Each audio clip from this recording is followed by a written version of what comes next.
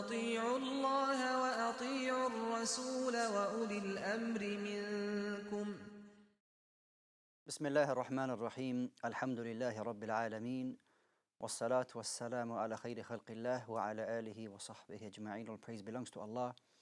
And may the peace and blessings of Allah Jalla wa ala be upon His final messenger Muhammad sallallahu alayhi wa sallam. Assalamu alaikum wa rahmatullahi wa barakatuh. Welcome, my dear brothers and sisters and viewers at home, to a new episode of ISLAMIQA, where you are given the opportunity to put your questions to us, and we'll try our very best, inshallah ta'ala, to shed some light on those questions that you have according to the Quran and the Sunnah. Now, there's a couple of ways that you can contact us, inshallah ta'ala. Number one is the telephone number, which is appearing at the bottom of your screen. You can call us directly here into the studio, and we'll take your call bi'idhnillahi ta'ala straight away and answer your question. The other way is for you to put your question to us via the WhatsApp application. WhatsApp, save the number onto your phone, and then put your question on that and send it to us, and we'll have the questions, inshallah ta'ala, sent to us on the device here, bi'idhnillahi ta'ala, and we'll answer the question, inshallah ta'ala. We do prioritize the calls, so if you have the opportunity to call in, please do that. We'll answer that straight away, inshallah ta'ala. We don't keep you waiting.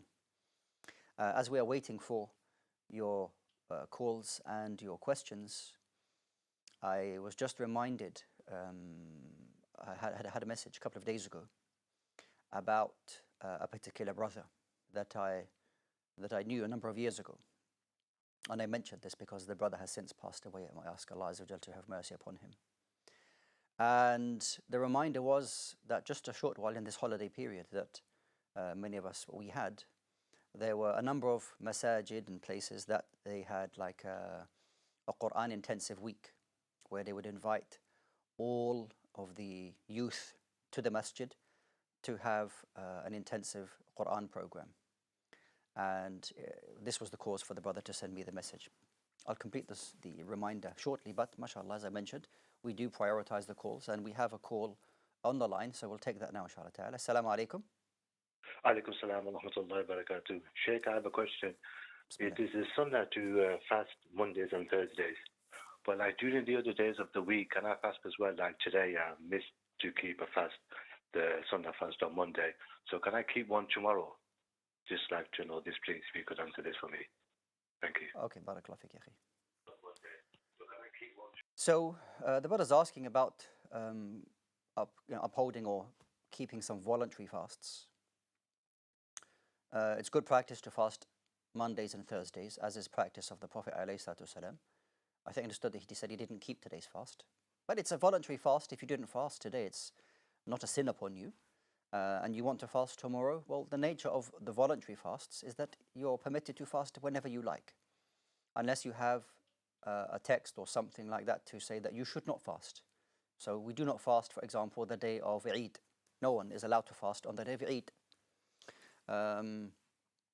Singling out the day of Friday for fasting is something which the majority of the ulama, it is disliked to do, unless you fast it alongside a Thursday with a Friday, or to fast a Friday and a Saturday. But to single out a Friday, based upon the Prophet ﷺ statement.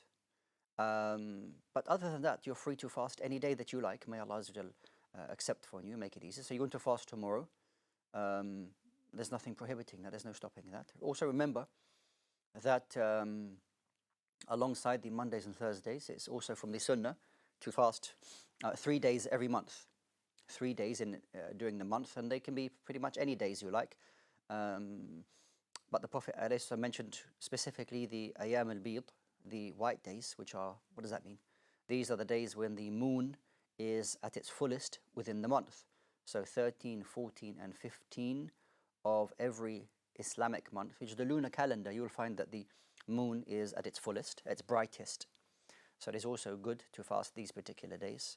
I saw a reminder this morning. I'll mention it maybe in the next part of the show, when those days actually are, inshallah ta'ala, or this particular month that we are in at the moment.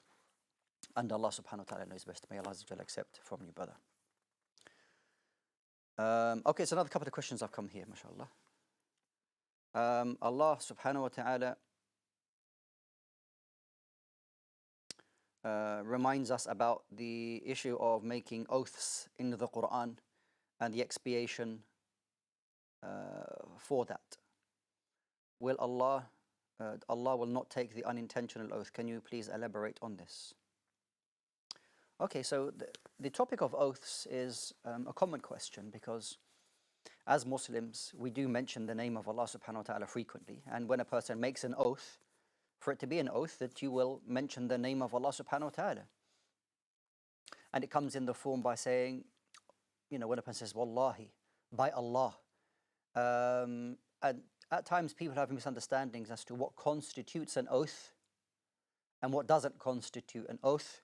And sometimes it may come in the form of an oath, but they didn't intend to make an oath. Okay? We know that Allah subhanahu wa ta'ala has explained to us about the expiation for a person who makes an oath. It's clear. So for example, they say, by Allah, I won't do something, or by Allah, if this happened, or whatever case. That of course maybe falls into a vow, but nonetheless a person makes a clear vow and then they break that vow. Okay? Then the expiation for that is to feed or clothe 10 people, fuqara, miskin people, poor people. You have the choice of those two. And then if you don't have the financial means to do that, then you fast 3 days. Okay? The first one, of course, is that you will free a slave, but we don't have that option of doing it at the moment. So then you therefore go to feeding or clothing 10 poor people. If you're financially unable to do that, you go to the fasting of 3 days. There is a common misconception. The person says, well, I've got an oath, I'm just going to go fast 3 days. Well, if you have the financial means to fast or clothe people, you are required to do that before you go to the fasting. So that's a clear oath that a person broke, and that we need to make an expiation for that. Those phrases which you may have said, Wallahi, oh, Wallahi, don't do that. That's not an oath. This is you make an emphasis on what you're talking about. Okay, an emphasis. There's not an oath. So a person, when talking or things like that, we shouldn't be really easy and freely on our tongues making oaths, swearing by Allah, or what appears to be swearing by Allah all the time. We should refrain from doing that. Be careful what you're saying. But you have to differentiate between that what is making an oath and that what is making an emphasis on the speech that you're talking about. Those things which you did not intend, then it wasn't intentional. You didn't intend by that making an oath. Therefore, there's nothing upon you, inshallah ta'ala. This in itself is roughly what we're talking about in oaths. And to be honest, Kitab al-Ayman, or the Book of the Oaths, is something which requires a little bit of study. It is not at times the simplest of. You find it in the books of fiqh, the simplest one to go through. It requires a little bit of study and to be precise in what we're talking about, what constitutes an oath and so on, and maybe what constitutes a vow and nadhar, which is slightly different. So may Allah subhanahu wa ta'ala make it easy for us all. Okay, brothers and sisters, we have some questions here on the WhatsApp, but as we know that we have the break for Salatul Dhuhr, and so therefore we'll take a short break and we'll continue taking your questions via the WhatsApp and also via your calls. So please, inshallah ta'ala, join us after the adhan, Salatul Dhuhr now. Barakallahu feekum. Assalamu alaikum wa rahmatullahi wa barakatuh. يا أيها الذين آمنوا أطيعوا الله وأطيعوا الرسول وأولي الأمر